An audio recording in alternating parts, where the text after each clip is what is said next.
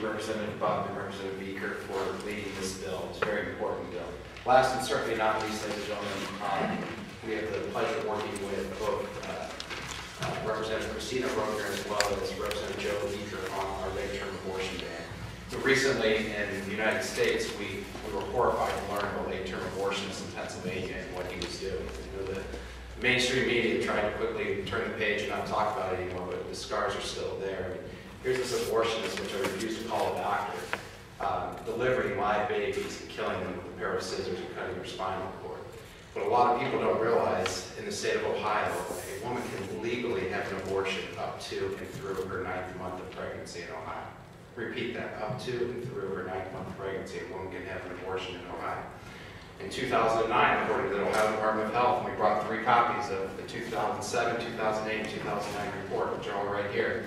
In 2009, a woman had an abortion at 35 weeks, and you'll find nowhere in any of these reports where a woman had an abortion due to a health concern in the past 2 years. And we're going to have Denise McCurra with Democrats for Life speak on this as well in a little bit. It's one of the most important bills that we've put forth in quite a long time because it's going to save lives immediately.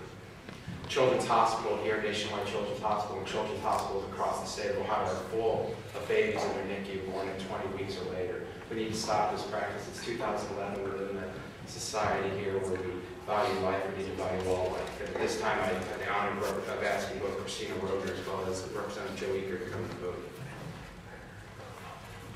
Thank you, Michael. We've introduced House Bill 78, the Ohio Viable Infants Protection Act. It's a bill that will prohibit abortions after viability of the child is confirmed. Currently, abortions are permitted, as Mike said, right up to the point of birth. Under the Ohio Viable Infants Protection Act, when the mother wants an abortion and the child is 20 weeks of gestation or older, the doctor must test the child to see if he or she is viable. Viability can be explained as when a child can live outside the womb, which happens around 22 weeks. If the doctor confirms that the child is viable, the abortion cannot be performed except in the case of certain medical emergencies or if a woman has a serious physical health condition, and this must also be performed where there is a neonatal facility. If the abortion is performed for one of these reasons, the doctor must use the method that is most likely to permit the child to survive. Also, an additional doctor must be present to care for the child upon birth.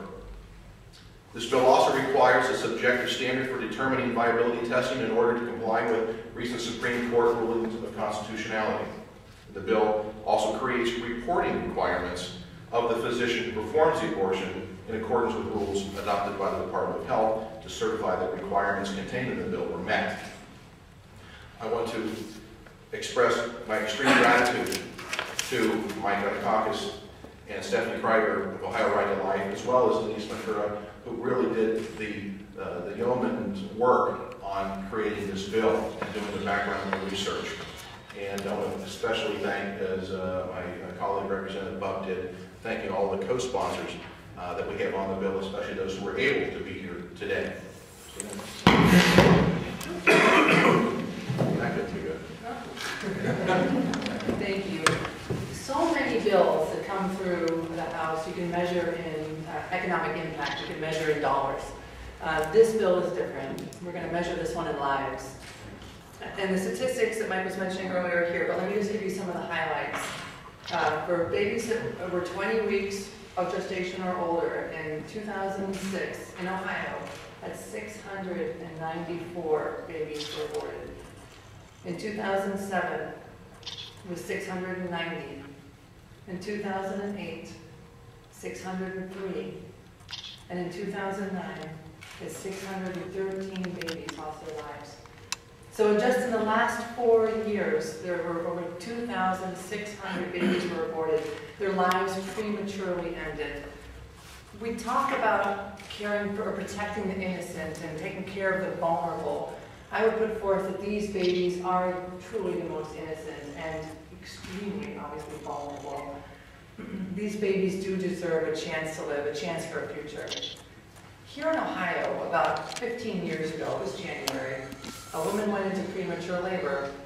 She was just over 23 weeks along and she was hospitalized. The doctors gave her medication to slow the labor down. But that little baby had a mind of his own, and he decided to come. He was born at 25 weeks. He was very little, very fragile. He was only about 1.5 pounds. He was given excellent care in hospitals. His parents loved him, and he was absolutely blanketed in prayer. Here's a picture of him with his mom. You see how little he is, but yet a perfect baby, and truly alive.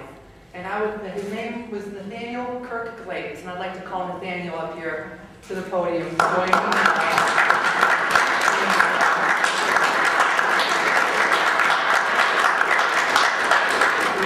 Babies like Nathaniel. Nathaniel's now 15 years old, and I don't know what they're feeding him, but he's taller than I am. I'm still wearing heels. He's 6'3".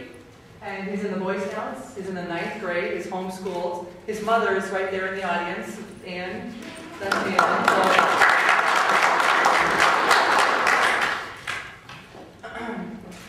But Nathaniel, he gives glory to God, he honors his parents, and there are just babies. And the point is, he was a baby. When he was this young, 20-some weeks in his mother's womb, delivered early, he was alive, he was a baby. And we have an opportunity now to protect these children, and I am absolutely just honored to join Representative Eaker and my other colleagues co-sponsoring this bill to put this bill forward. I want to thank Right to Life and thank you all for coming. One more additional thanks that I want to make sure that is not forgotten is this bill really came to the General Assembly, or attempted to come to the General Assembly about 2.5 years ago. And I would be very remiss if we didn't thank posthumously Mark Lallett, the Right to Life attorney, who also did a tremendous amount of working with this bill. I've worked with Mark for a number of years on this legislation and others. And tonight, or every night when you say your prayers, please keep Mark in your prayers. Mark passed away late last year before he was able to see the fruits of his efforts come to fruition. And I'm very thankful for Mark. Thank you. Thank you, Representative. At this time, I'd like to ask Denise McCurry with Democrats for Life to come to the podium and offer a few words.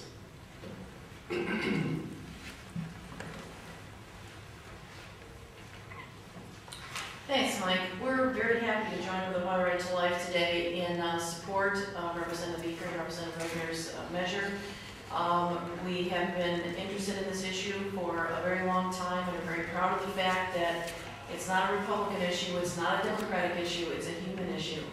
And in order to prove that, because we didn't know if anybody would believe us when we said that, I'm here today to reveal the results of a poll that we took a year ago that established an amazing thing in Ohio, an amazing level of bipartisanship.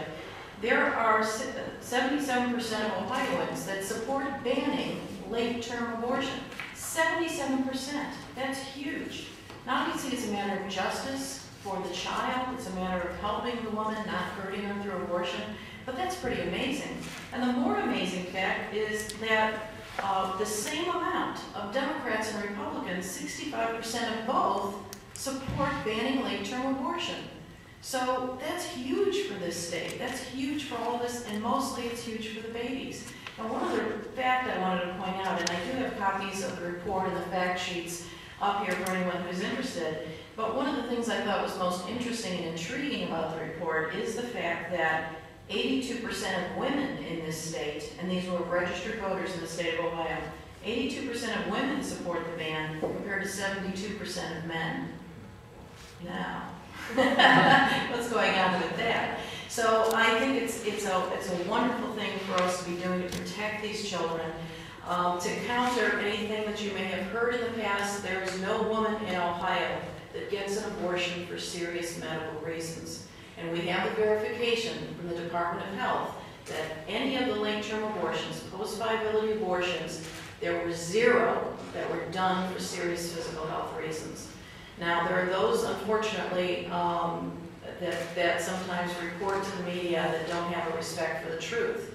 But I'm telling you right now that there is not a concern about women not being able to get abortions for serious medical health reasons, because none of them do.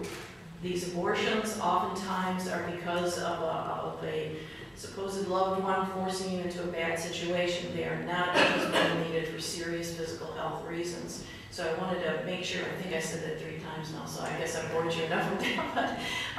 But basically, I'm here in support of this. We will work as hard as we can to support this bill in any way we can. We're very grateful to Representative Roegner, Representative Eaker, and all the other co-sponsors of the bill. Thank you.